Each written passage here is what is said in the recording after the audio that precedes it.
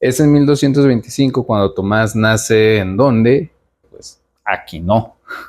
En Rocaseca, en Italia, en el seno de una familia numerosa, pero a la vez la nobleza. Su padre era nada más y nada menos que Landolfo, el conde de Aquino. Por lo que podríamos esperar de esta familia una gran relación con figuras imperiales, militares quizás, comerciantes y pues, con bastante poder. Se esperaba que Tomás siguiera con este linaje, por lo que a la edad de 5 años lo matriculan en la abadía de Montecassino, con los benedictinos, precisamente con la intención de que Tomás destacara en el ámbito eclesiástico y que en un futuro la familia también tuviera relaciones con el clero, relaciones poderosas. Y no es para menos, pues matricularlo en la abadía de Montecassino probablemente ya le aseguraba un futuro brillante a Tomás. Ya hay que tener en cuenta la importancia y la magnitud de esta abadía, de verdad, grande. Pues es básicamente la cuna de la orden benedictina, fundada por San Benito de Nursia en el siglo VI. Era un centro de la preservación de textos de la época clásica, donde copiaban manuscritos antiguos, tanto seculares como religiosos. Obras como la de Cicerón, Virgilio y Horacio. Por lo tanto, tenían una gran biblioteca. Se enseñaba teología, que en aquel entonces podríamos llamarlo de una forma filosofía, pero también se enseñaban artes y otras ciencias. No era como los colegios católicos de hoy en día. Había mucha diferencia. Pero como les dije, la magnitud y la importancia de esta abadía eran inmensas, pero la localización era un punto estratégico. Pero para 1239, los constantes desacuerdos que existían entre el papado y el emperador Federico II hicieron que el ejército imperial tomara la abadía como cuartel, desalojando a los estudiantes, entre ellos a Tomás de Aquino. Muy probablemente esto haya afectado la visión que tenía Tomás sobre la iglesia, pues se daba cuenta que dependía de cuestiones políticas y que la iglesia no se trataba solamente de fe. Es así como Tomás continúa sus estudios en la Universidad de Nápoles, una universidad fundada por Federico II. Pero ojo, fundada por Federico II, o sea, una universidad secular, no religiosa. Y la secularidad va a ser un punto clave para que en la universidad se pudiera estudiar Aristóteles, ya que además no ser bien visto por la religión, tampoco es que fuera tan visto por la religión o tan visto en general. Era un personaje que estaba siendo retomado, que estaba siendo traducido precisamente en este tipo de abadías. Pero también es aquí donde Tomás conoce a la orden de los predicadores de Santo Domingo, o también conocidos como los dominicos, los cuales le llaman por completo la atención a Tomás. Así que sí, en Nápoles nace mucho el interés de Santo Tomás, tanto por la Aristóteles, por el estudio, por la orden de los dominicos. Ahora, cabe abrir un paréntesis para hablar de estas dos órdenes, la de los benedictinos y la de los dominicos. La orden de los benedictinos se funda en el siglo VI y estaban enfocados en la oración y el trabajo. Su lema era algo así como ora et labora, ora y trabaja, un poco como piensa y trabaja. Maldita OEG. Se dedicaban a la preservación de manuscritos, tanto religiosos como seculares, y a hacer copias de esto. Esto significaba dinero. Sus monasterios solían ser grandes y un fuerte centro tanto económico, agrícola, de asistencia u hospitalidad, religioso obviamente, pero sí, un punto fuerte en el sentido regional. Por otro lado, la orden de los dominicos surge más de 500 años después que la de los benedictinos, por ahí del siglo XIII, con una postura más moderna y una visión distinta. Eran súper dedicados al estudio tanto de la teología como de otras ciencias, pero también estaban muy comprometidos a predicar, por eso que se le conoce también como los predicadores. Precisamente su fama de estudiosos los llevó a estar muy presentes en las universidades e incluso en cierto punto de la historia estuvieron a cargo de la Inquisición y adentrarse en nuevas discusiones. Pero los dominicos pensaban que debía hacerse algo más con estos manuscritos que se traducían, se copiaban y se resguardaban en estos monasterios. No tenía que quedarse el conocimiento solamente ahí, habría que llevar a predicarlo y no censurarlo o castigarlo, sino que entenderlo, tratar de hacer una conexión entre razón y fe, que después de eso se encargaría Tomás, entre otros. Punto importante es que también era una orden mendicante, con votos de pobreza. Muy hippies estos dominicos, estudiosos, les gusta andar por el mundo, con votos de pobreza. ¿Por qué? ¿Cuál es la necesidad? Y digo que es un punto importante porque Tomás decide unírseles. Tomás, que venía de una familia de la nobleza que venía de una familia cuyos hermanos ya tenían puestos importantes, ya sea políticos, militares, comerciantes, no sé, pero tenía puestos importantes. Ahora uno de los miembros de esta familia quería dedicarse a la pobreza por voluntad propia. Bueno, yo estoy estudiando filosofía.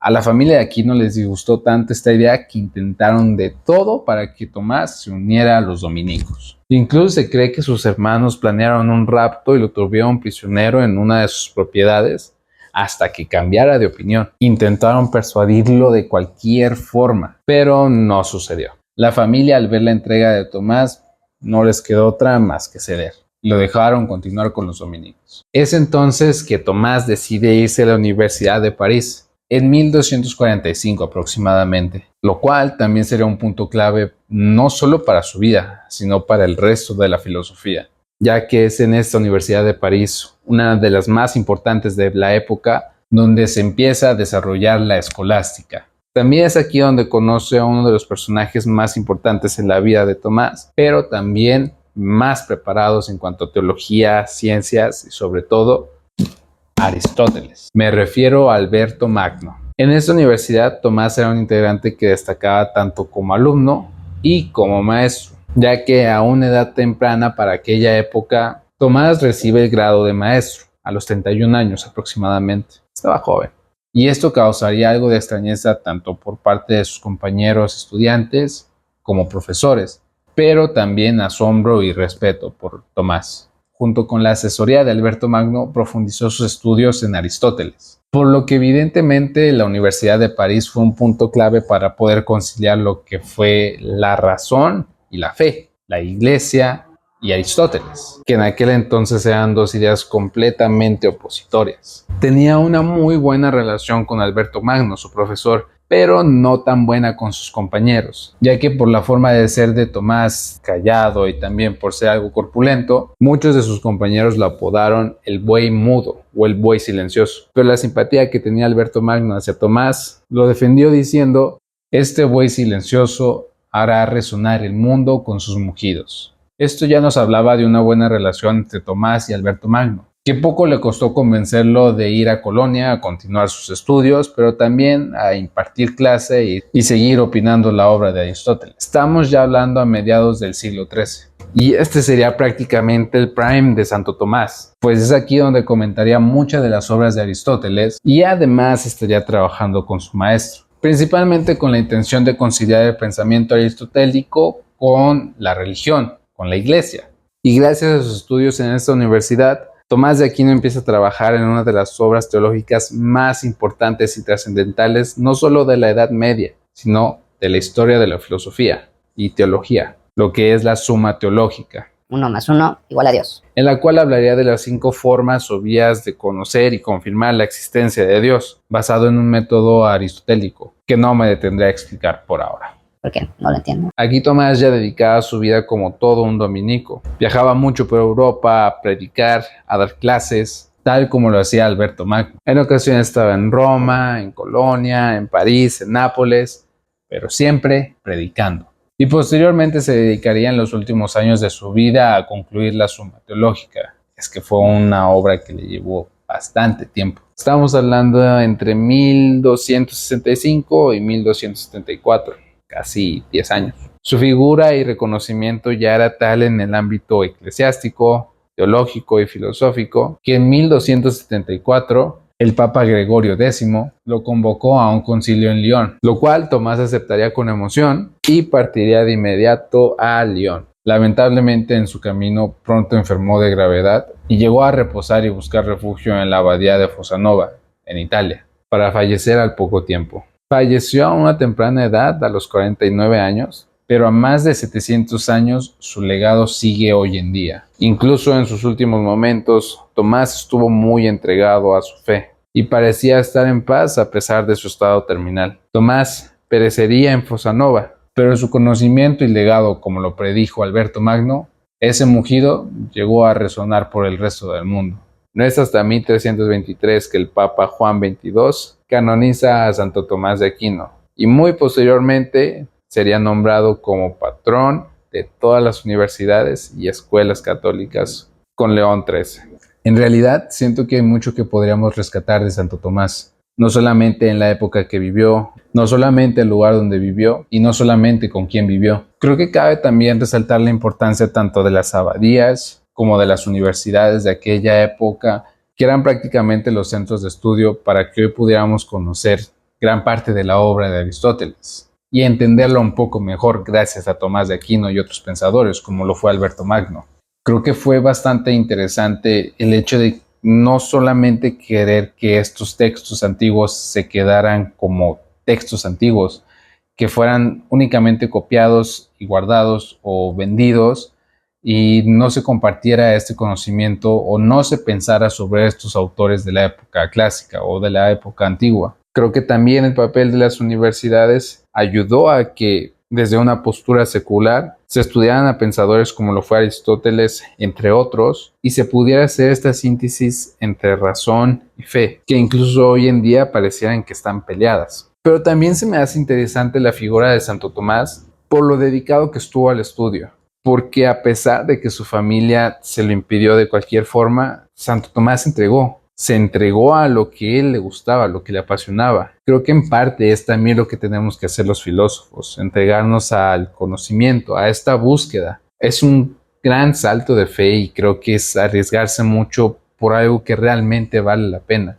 En el caso de Santo Tomás, lo logró, dejó su legado y por lo mismo creo que es inspirador, que a pesar de nacer teniéndolo todo, hay algo que te puede invitar y hacer que renuncies, pero todo para un bien. En el caso de Tomás fue la fe, fue su creencia, fue su religión, fue su Dios, pero en el caso también de los estudiantes creo que es la fe que tienen en el estudio, en su vocación, en su compromiso, en ellos mismos, que sí, incluso a pesar de haber sido una persona puleada de cierta forma, esto no lo detuvo. Y a pesar de que lo llamaban el güey silencioso o el güey mudo, prácticamente a quien deja sin palabras es a nosotros, es a mí. Pero nos deja sin palabras porque nos deja pensando.